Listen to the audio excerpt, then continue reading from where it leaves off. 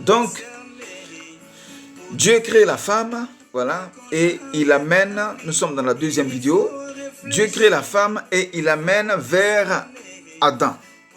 Donc, aller vers Adam, c'est l'image de la soumission, de l'obéissance et du respect que la femme doit à l'autorité, au chef qui est l'homme. Voici la raison pour laquelle l'homme ne s'est pas déplacé.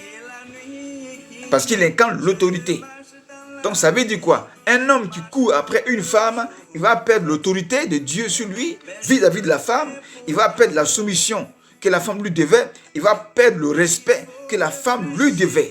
Voici la raison pour laquelle un homme ne doit pas courir après une femme. Sinon, il perd la soumission de la femme, il perd le respect de la femme, il perd l'obéissance que la femme lui doit. Donc, pour ne pas que l'autorité de Dieu qui est sur l'homme soit froissée, soit piétinée, soit écrasée, et que la femme va finir par devenir une femme autoritaire, alors Dieu permet que la femme vienne vers l'homme. Comme ça, elle va le respecter, elle va l'obéir, et puis elle sera soumise à cet homme. Pourquoi? Parce qu'elle est aide. Donc, tu ne peux pas être une aide et puis manquer de respect à l'homme. Tu ne peux pas être une aide femme et puis manquer de soumission à l'homme. Tu ne peux pas être une aide femme et puis désobéir à cet homme. Donc, Dieu fait exprès, il prend la femme, il l'amène vers l'homme parce que l'homme incarne l'autorité de Dieu sur terre. Amen. Donc, ça veut dire quoi? Voici la raison pour laquelle un homme ne doit pas courir après une femme. Voilà. Pourquoi encore? Parce que la nature elle-même nous enseigne. La nature elle-même nous enseigne.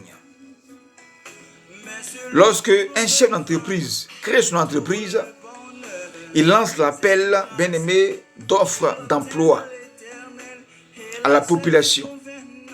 Et tous ceux qui vont apprendre la nouvelle en tant que chômeur, en tant que diplômé, chacun prépare son CV et ses diplômes. Et ils prennent les adresses, le contact, et ils vont où se trouve l'entreprise. Et ils déposent les CV devant ce chef-là. Et lui regarde les CV, qui va prendre, qui va laisser. Voilà comment il retient bien aimé ses ouvriers.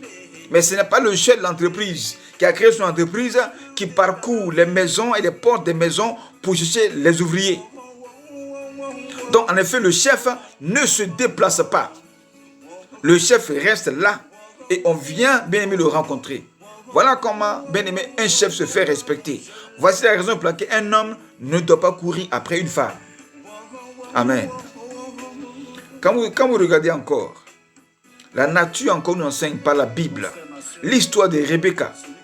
Rebecca, dans Genèse chapitre 24, verset 1 à 61, la Bible déclare que le serviteur d'Abraham est allé chercher une femme pour le fils d'Abraham qui est Isaac. Donc l'homme arrive au puits et il fait sa prière à Dieu, qu'il est là, il a soif, lui et ses chameaux. Il prie pour qu'une femme vienne donner à boire. Mais la femme à laquelle il va lancer la paix, va faire la demande, qui va se forcer à venir rendre ce service pendant qu'elle ne le connaît pas. Cette femme-là, il verra en elle la femme d'Isaac. Voici comment les jeunes filles sont venues puiser de l'eau au puits. Rebecca, l'homme entend les femmes venir. Alors il s'y prépare. Elles arrivent à son niveau, il lance son appel de demande. Qui peut le rendre ce service? Il y avait ce jour-là beaucoup de jeunes filles. Mais Rebecca s'est démarquée et puis elle a rendu ce service à cet homme. Lui et ses chameaux ont bu. Alors qu'un chameau peut boire moins 2 barriques d'eau pour être rassasié. Amen. Et Rebecca fait tout ce tour. Et le cœur de cet homme-là fut touché. La Bible déclare qu'il mit son visage contre terre pour remercier le Seigneur. Voilà comment il est allé dans la famille de Rebecca. Voilà. Et puis il a doté Rebecca et il est parti avec elle dans la maison d'Abraham pour qu'elle soit la femme d'Isaac. Donc Rebecca est allée vers le serviteur d'Abraham. Mais ce n'est pas lui qui allait vers Rebecca. Il était au puits et il attendait. Donc Rebecca a rendu service à cet homme-là sans parler pour qu'elle soit la femme d'Isaac. Amen. Donc elle a rendu un service dans la soumission, dans l'obéissance et le respect. C'est comme ça Ève est allée vers Adam. Ève est allée vers Adam, mais Ève n'a pas parlé. Mais l'image d'aller vers Adam a parlé à sa place. Voilà comment Adam a dit, voici os de mes os, chair de ma chair. Cette parole, c'est une déclaration d'amour. Quand vous lisez encore l'histoire de la reine Esther, qui n'était pas encore reine, qui était simplement une jeune fille Esther, l'orpheline Esther, vivant chez son oncle Mardoché. Alors, pourquoi est-ce que Esther est devenue reine? Quand vous allez lire cette histoire dans Esther chapitre 1, verset 10 à 22, et le chapitre 2, verset 1 à 18, vous allez remarquer que avant la reine Esther, il y avait la reine Vashti. Elle était la reine du roi Assyrus. Donc, dans le palais, ce jour-là, Assyrus avait des invités. Ses collègues rois sont venus lui rendre visite dans le palais.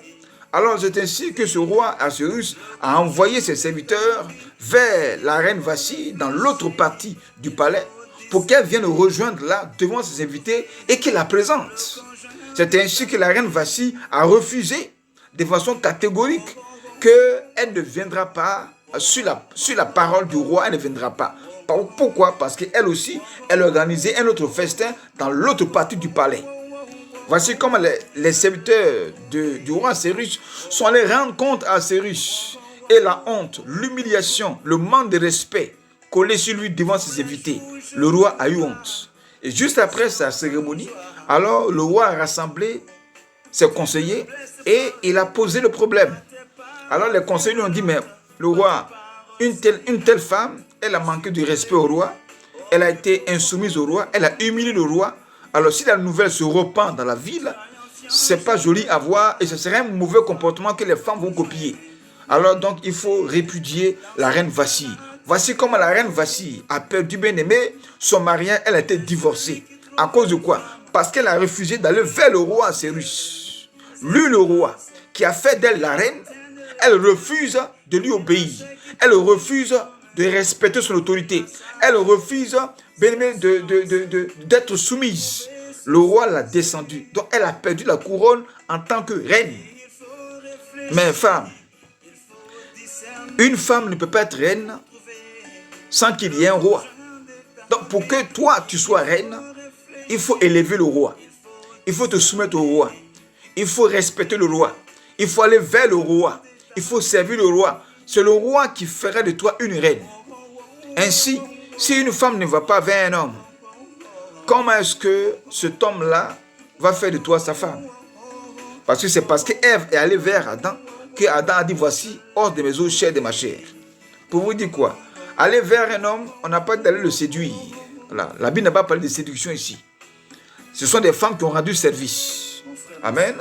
Quand vous lisez encore Ruth la Moabite, dans Ruth chapitre 2, verset 1 à 23, et Ruth chapitre 3, verset 1 à 18, et Ruth encore chapitre 4, verset 1 à 13, vous allez voir que Ruth la Moabite était avec sa belle-mère Naomi, et les deux étant veuves, il n'y avait pas d'homme pour travailler, pour qu'elle puisse manger, pour que Naomi, qui était vieille, puisse manger.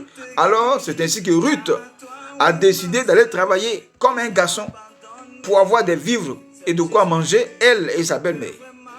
Voici comment Ruth va se retrouver dans le champ de Boaz, en train de travailler comme un garçon. Ce jour-là, Boaz n'était pas là. Alors, à son retour, il va dans son champ. Il constate que parmi ses serviteurs, il y a une femme qui travaille comme un garçon. Il a été impressionné par le travail de Ruth. Alors il demande à son responsable qu'il est établi là. Et puis il lui donne les nouvelles que c'est Ruth. Et voici comment cet homme-là, Boaz, va donner des ordres à son serviteur pour qu'on s'occupe de Ruth en lui donnant des vivres le soir quand il ira à la maison. C'est comme ça qu'il est parti les vivres. Alors arrivé à la maison, Naomi, sa belle-mère, constate qu'il y a quelqu'un qui s'intéresse à Ruth.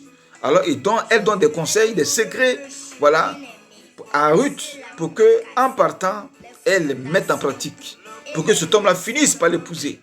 Et Ruth, arrivée dans le champ, elle est allée encore vers Boaz. Elle a servi Boaz. Elle s'est occupée de lui. Boaz a eu le cœur encore touché.